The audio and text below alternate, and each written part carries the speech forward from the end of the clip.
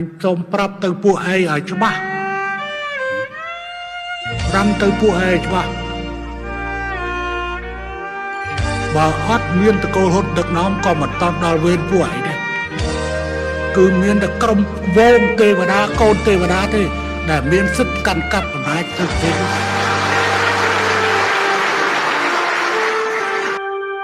នឹកឡើងសែនក្តៅចុកចាប់ឈឺផ្ស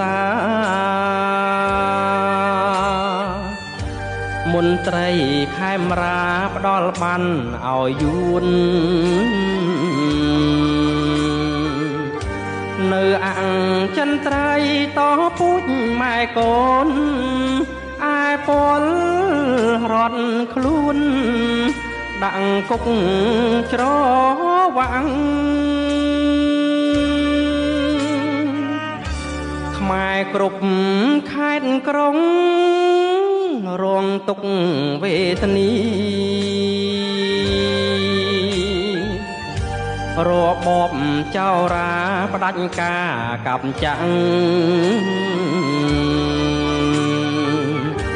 សម្លាប់ជាតិខ្មែរថែយួនថ្នមថ្នាំង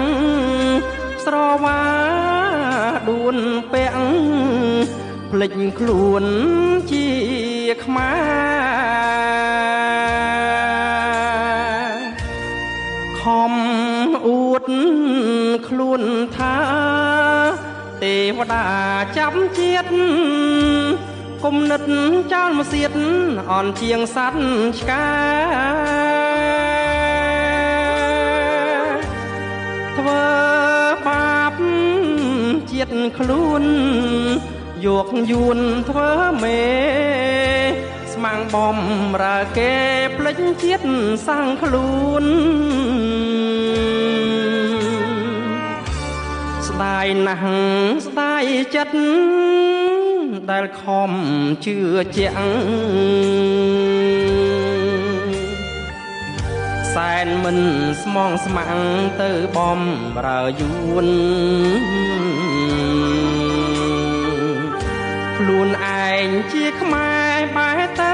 ពាក់ដួនក្បត់ជាតិសាំងខ្លួនស្មោះយួនដាច់ថ្លៃ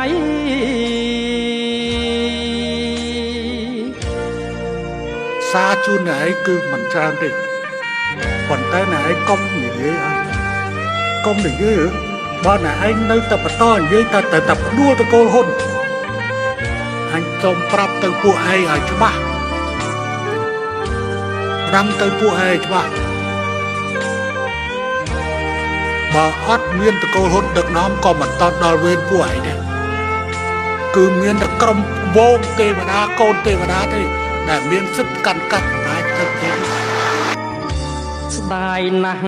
ស្ដាយចិត្តដែលខំជឿជាក់សែនមិនស្មងស្មាំងទៅបំរើយួនខ្លួនឯងជាខ្មែរបែរទៅពាក់ដួនក្បត់ជាតិសាំងខ្លួនស្មោះយួនដាច់ថ្លៃ